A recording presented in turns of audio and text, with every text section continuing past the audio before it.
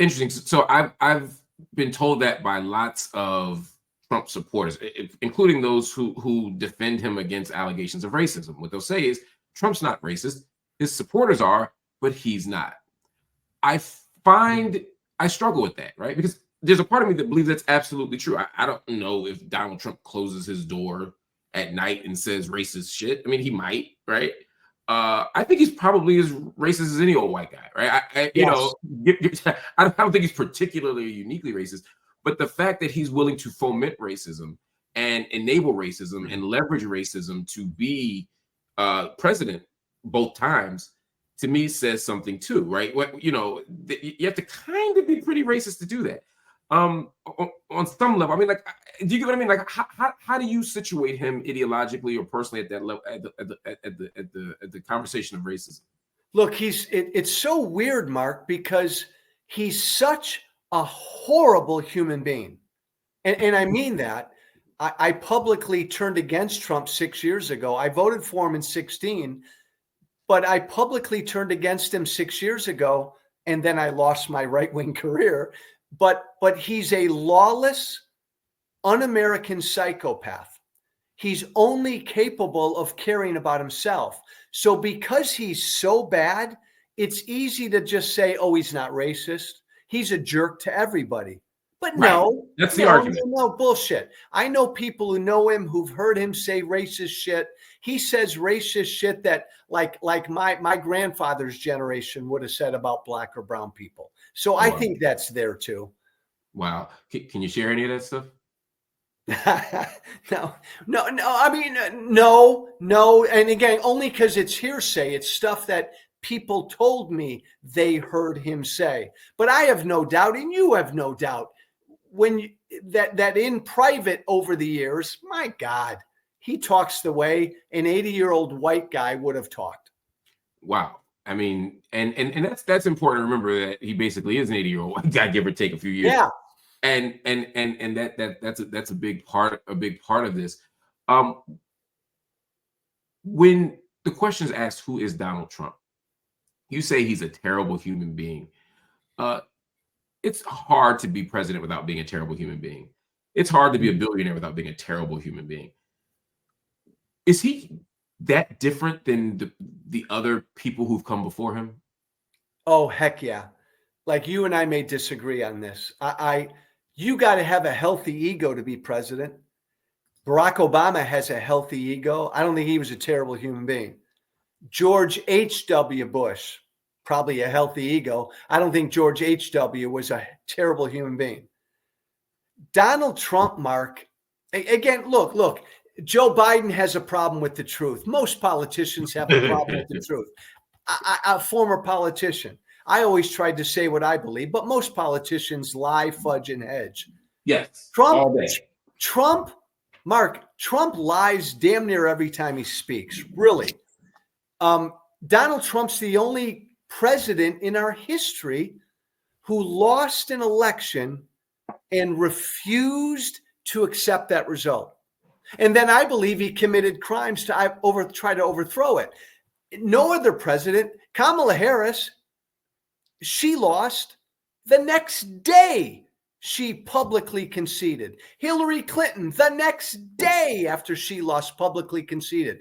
No, Trump is like the worst he's in a league all by himself, I think. Do Republicans hate him behind the scenes? Mark, that's a fucking great question. So if you would have asked me that question 4 years ago, I would have said most don't. Because when I came out against Trump publicly 6 years ago, most of my former colleagues would contact me privately and say, Joe, God, I agree with everything you're saying, but I can't say that publicly. So 4 years ago, if you look at Republicans in the House, probably 65-70% of them were cynical. They didn't think, they hated Trump, but they just bowed down to him because he was the leader. And there were maybe 30% of Republicans in the House were Marjorie Taylor Greene, true believer crazies. Yes. Mark, 4 years later, there's about 65% of House Republicans are now true believing crazies. Honest, that's shifted. Most of them now are total full-on MAGA. So it's not so much that it's not that politicians feel differently about Trump. It's that a new wave of politicians have come in on the wave of Trump, on the wings of Trump, sort of, who are Kool-Aid drinking MAGA crazy people. Because that's where the base, remember, that's where the base is. Like, the media's always gotten it wrong. These Republicans in Congress, they've never been afraid of Trump. They've always been afraid of their base voters because Trump owns them. He's got a lock on them. So to win a Republican primary, man, you got to be MAGA. Wow. And do you see that changing when Trump's gone? I hear you say the party's MAGA for the foreseeable future, but without Trump there, and I get he's a cult of personality, but I mean, we saw DeSantis, not a lot of personality there. We saw Nikki Haley. I think she's a very gifted politician and probably would have made a great vice president. If and maybe even at the top of the ticket could have been an interesting choice. I'm not sure she can command the Republican Party as a woman, as a brown woman. I don't know if there's an heir apparent. I don't know if there's anyone who can galvanize the MAGAs again. Well, I'll answer that two ways, Mark. And again, there's been a failure of imagination with Trump. Like 20 years ago, nobody would have imagined that an American president loses an election and then tries to overthrow the election. So I say that, Mark, only to say that it's not out of the realm of possibility that Trump will try to run again. I mean that. But let's assume he doesn't, right? Because the Constitution says he can't. Right. But here's the deal. There's no fucking way Nikki Haley could win a Republican primary for president in 2020. If not Trump, it's going to be the Trumpiest guy out there. You're right that DeSantis had zero personality, but he'd be in the running. The base loves J.D. Vance. And Mark, I'm telling you, if Tucker Carlson wanted to run for the Republican nomination, the base loves him. There's no room for Nikki Haley's or Mitt Romney's or anybody like that, not for the foreseeable future. Wow. You said something that I don't want to abandon. How likely is it that Donald Trump will leave office? I say, Mark, again, what do I know? I say it's 50-50. I mean that. Yeah. I say it's 50-50. There's a 50% chance that he would try to stay in office and run again. They're already joking about it. They joke about it, Bannon and all these others, because they're planting that seed with his base. Is this all just a certainly reasonable fear, but is this all just a fear of Trump based on who he is? Or is there something substantive behind the scenes that Trump has said? Is there some indication? Is there some murmur that should make us that makes us a credible fear beyond just Trump being Trump? Yeah, I think it's a credible fear because it goes beyond Trump. Trump talks about it, jokes about it. I think if Trump were 10 to 15 years younger, I think he'd do it no matter what. But the other thing that I worry about, Mark, is rank and file military members, rank and file law enforcement, rank and file people in the FBI or the Justice Department. A lot of these folks are really conservative. I say that as a conservative. A lot of these folks are Trumpers. I'm a big pro-cop guy, and I talk to cops all the time. Rank and file cops love Trump. So I worry that there are other people institutionally who would try to help Trump to make that happen. It's interesting. There are a lot of people who argue the opposite, and I found it persuasive. And I'm obviously not a big cop guy. I'm the exact opposite of that. Yeah. But I cops like law and order. They believe in it. That's their thing. That's their jam, right? Military people love chain of command.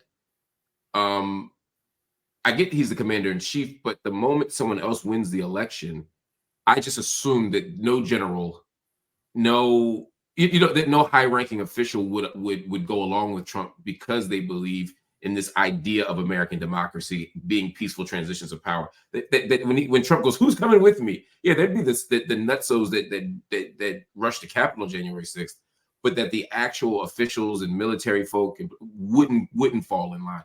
Am I being naive again? No, I don't think you're being naive. I think you're being hopeful, and I respect that.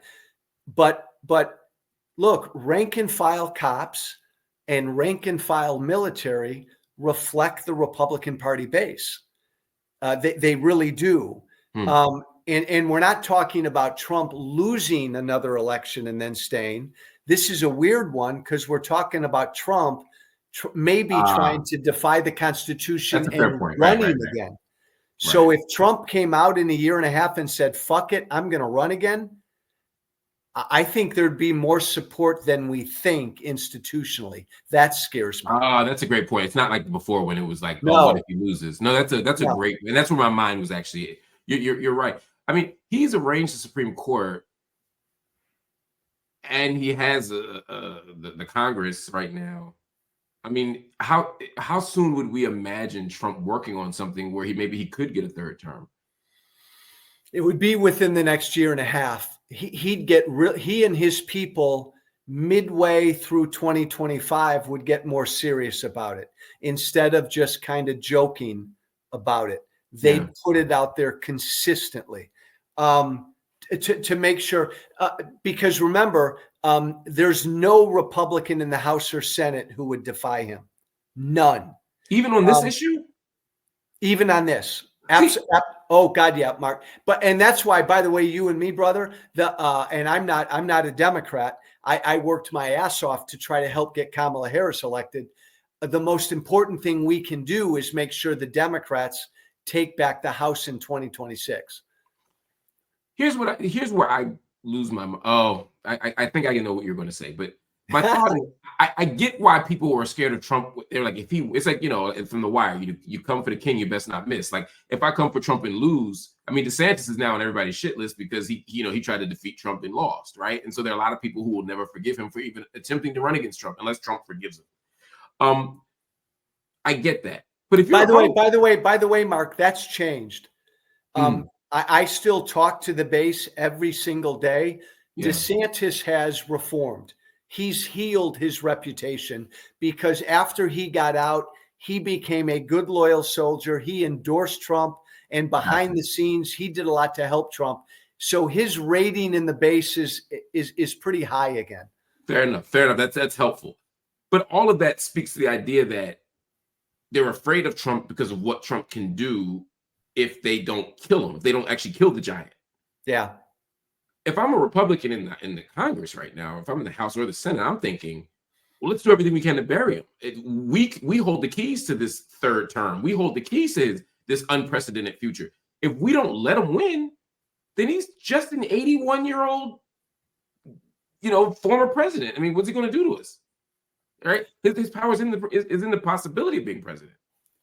Well, that then that raises the question. I believe if Trump doesn't run and he goes away and he comes out in 2 years and says, I can't run again, the nominee will be whoever Trump endorses. So even if Trump's a lame duck and he doesn't run again, even 5 years from now, Donald Trump will still hold so much sway over the base, and they will all go to him for that endorsement.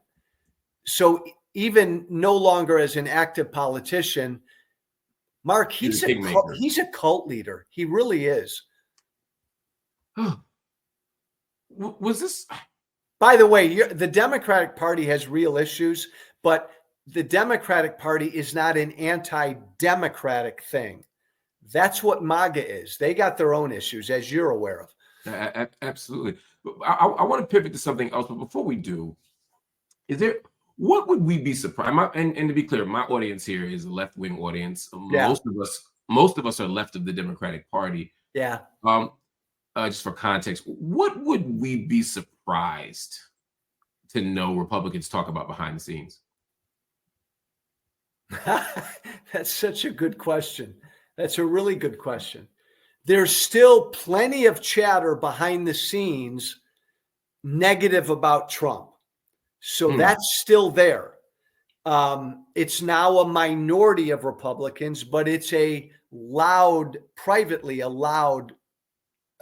Look, Mark, most Republicans wanted Trump to lose again. They wanted him to lose I'm talking about elected officials. Yeah. They wanted him to lose in 2020 because they wanted him gone. Even most this time still wanted him to lose, though they wouldn't say that publicly, because the establishment of the party wants to be able to move beyond him. And they've never understood from the beginning that that's never going to happen. Why do they want to move beyond him? If they're so successful at getting their agenda advanced through him, why do they care? Because it's an agenda that the establishment doesn't like. Like the establishment is still tax cuts for the rich. We bow down at the feet of big business. We engage internationally. I'm not a neocon. You and I may differ on some foreign policy stuff, but the establishment still likes the U.S. to be involved everywhere around the world. Trump's brought a lot of people to the party who don't believe in any of that stuff. I see. And that goes back to he doesn't have an actual ideology. He's sort of, yes. Yeah.